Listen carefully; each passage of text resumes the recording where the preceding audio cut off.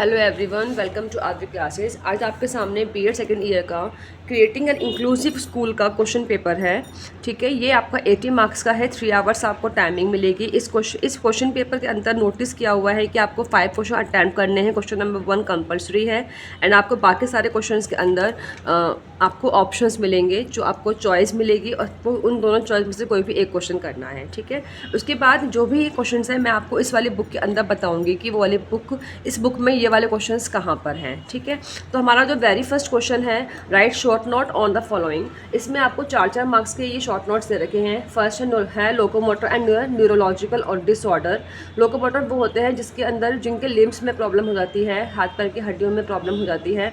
Neurological disorder जिनके mind में problem होती है, उसके बारे में आपको लिखना था। आरसीआई एक्ट आपका है, रिहेबिलिटेशन एक्ट है ये आपका 1992 वाला। इसके फीचर्स आपको लिखने हैं। नेक्स्ट आपका C concept of inclusive school in terms of infrastructure and accessibility. Inclusive school वो स्कूल होता है जिसके अंदर डिसेबल एंड नॉन डिसेबल दोनों ही टाइप के पर्सनस एक साथ एक ही छत के नीचे पढ़ते हैं। तो ऐसा स्कूल बनाने के लिए क्या इंफ्रास्ट्रक्चर होना चाहिए, कैसा स्कूल होना चाहिए, कैसे स्कूल बिल्डिंग होनी चाहिए, कैसे टीचर्स होने चाहिए, वो सब कुछ आपको यहाँ पे पूरा एक्सप्लेन करना है। Role of counsellor in an inclusive school. Counsellor का क्या रोल है इंक्लूसिव स्कूल में, बच्चों का मोटिवेशन बढ़ाने के लिए, टीचर्स को बताने के लिए कि भाई कैसे आप वो नए नए डिफरेंट इंस्ट्रक्शनल स्ट्रैटेजीज़ यूज़ कर सकती हैं बच्चों को पढ़ाने के लिए। नेक्स्ट है आपका ये हिंदी मीडियम वाले, यहाँ से देख लें प्लीज़। उसके बाद यूनिट 1 है, question number 2, explain the concept of inclusive education. Inclusive education का क्या कॉन्सेप्ट क्या है, क्या वो मतलब ये चीज़ क्या है, हम लोग इसके बारे में आप लोग पूरा मीनिंग लिखेंगे, इसकी डेफिनेशन लिखेंगे किसी कुछ फिलोसोफर्स की। एंड उसके बाद आप इसमें इसका कॉन्सेप्ट अब डिटेल में वही में बताएंगे कि इसमें non disable person disable person के साथ बैठ के पढ़ सकते हैं, जिसके साथ उनके अंदर वो लोग सोशली वो लोग अच्छा फील करेंगे, सोसाइटी से अलग फील नहीं वो लोग करेंगे। एंड ये इकोनॉमिकली भी अच्छा है ये, क्योंकि फाइनेंशियली इतना ज़्यादा अलग से बिल्डिंग बनाने के लिए इतना ज़्यादा खर्चा लगता है, वो नहीं ही यहाँ पर लगेगा। हम कुछ ही रेगुलर स्कूल्स में कुछ चेंजेस करवा कर हम दोनों ही स्टूडेंट्स को हम लोग साथ में पढ़ा सकते हैं। Also discuss transition from segregation to inclusion. Segregation जो है ये एक स्पेशल स्कूल्स को बोलते हैं जहाँ पे ओनली स्पेशल काइंड ऑफ बच्चे ही जाते हैं। इट मीन्स कि special students like disable students ही यहाँ पे सर्वाइव करेंगे, यहाँ पे केवल वही लोग जाएंगे। लेकिन इसकी वजह से भी कुछ प्रॉब्लम्स क्रिएट हो रही थी, जैसे कि वो लोग सोसाइटी से अलग फील कर रहे थे, ठीक है, ढंग से मोटिवेट नहीं हो पा रहे थे, टीचर्स की लैकिंग ऑफ टीचर्स हो रहा था, टीचर्स नहीं वहाँ पे पॉसिबल हो पा रहे थे पहुँचना। तो इसीलिए इंक्लूजन एक ऐसा कॉन्सेप्ट बनाया गया कि जहाँ पे हम रेगुलर स्कूल को ही मॉडिफाई करेंगे एंड दोनों टाइप के बच्चे, disable and non disable person को हम लोग साथ में ही पढ़ाएंगे। ठीक है, तो इसके पूरे एक्सप्लेनेशन आप एक बार ढंग से पढ़ लीजिएगा बुक में। नेक्स्ट क्वेश्चन नंबर 3 है, डिफाइन विजुअल इम्पेयरमेंट। ऐसे लोग जिनको विजुअली कम दिखाई देता है या फिर बिल्कुल दिखाई नहीं देता, ब्लाइंड होते हैं, उनके बारे में आपको यहाँ पर डिफाइन करना है। उनके क्या कैरेक्टरिस्टिक्स हैं, कैसे क्या उनकी विशेषताएँ हैं, वो आपको यहाँ पर बतानी है। ठीक है, नेक्स्ट है question number 4, explain the role of. इन दोनों क्वेश्चन में से ना कोई एक क्वेश्चन ही करना है यूनिट 1 में से ना। नेक्स्ट आपका यूनिट 2 है, explain the role of NGO. NGO मतलब नॉन वॉलेंटरी गवर्नमेंट ऑर्गेनाइजेशन। ठीक है, ये गवर्नमेंट ऑर्गेनाइजेशन नहीं है, ठीक है, इसको हम लोग एनपीओ भी बोलते हैं, नॉन प्राइवेटाइजेशनल ऑर्गेनाइजेशन। इसका क्या रोल है, क्या ये काम करती है डिसेबल पर्सन को आगे पढ़ाने के लिए, तो ये सब कुछ आप यहाँ पे एक्सप्लेन करेंगे। इसको अपनी बुक में से देखेंगे, मैं भी आपको बुक में बताऊंगी ये वाला क्वेश्चन कहाँ पर है।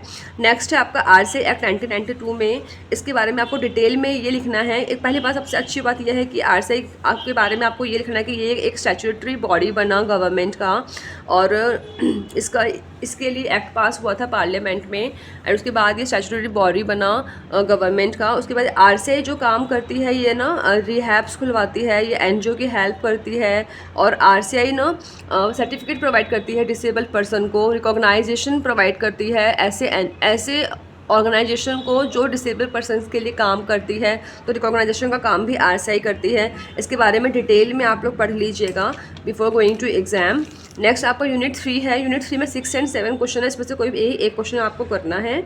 ये आपका सेन लर्नर्स के ऊपर है। सेन लर्नर्स मतलब कि SEN SEN मतलब कि स्पेशल एजुकेशन नीड्स जिसको होती हैं, ऐसे लोग जिनको स्पेशली कुछ ऐसी चीज़ों की ज़रूरत होती है जिससे उनकी एजुकेशन अच्छी हो पाए।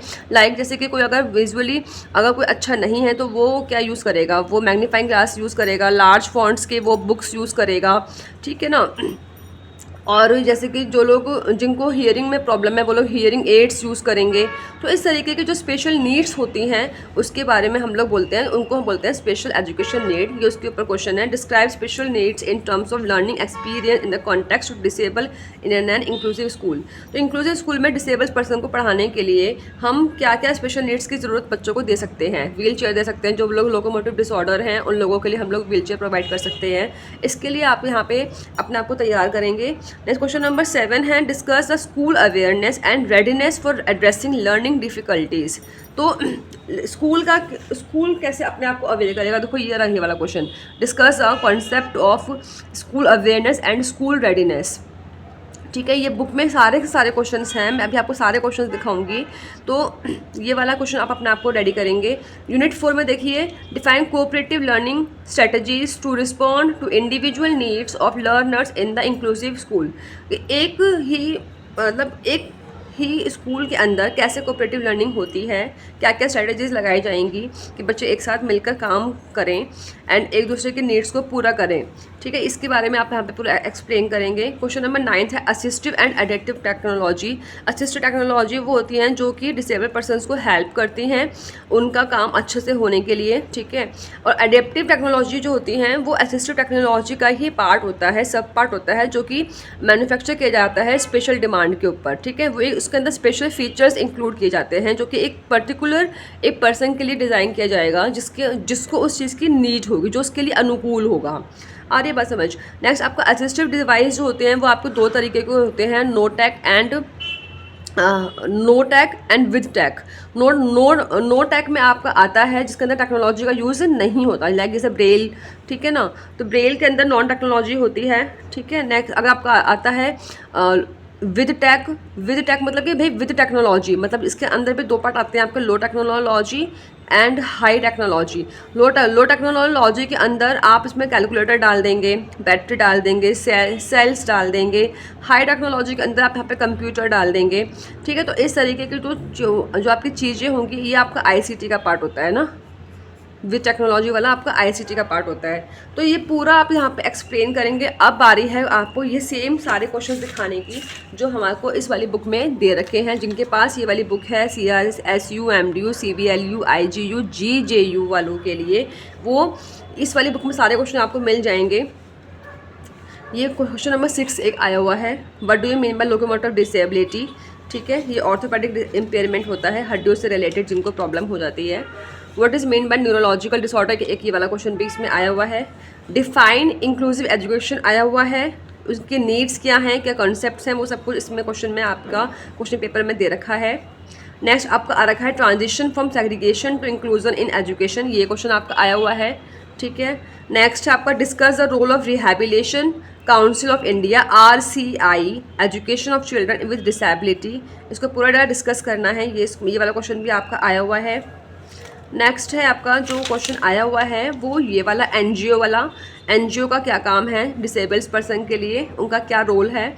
एक ये सेम लर्नर्स के ऊपर क्वेश्चन आया हुआ था, special education needs of learners with disability, ये रहा यहाँ पे।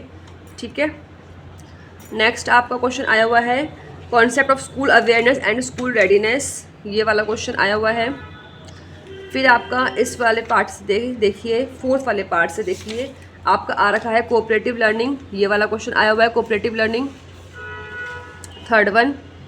ठीक है, फिर आपका असिस्टिव डिवाइस वाला क्वेश्चन, ये वाला आपका क्वेश्चन आया हुआ है, assistive device discuss their need and importance for disable children. ठीक है, ये रहा क्वेश्चन।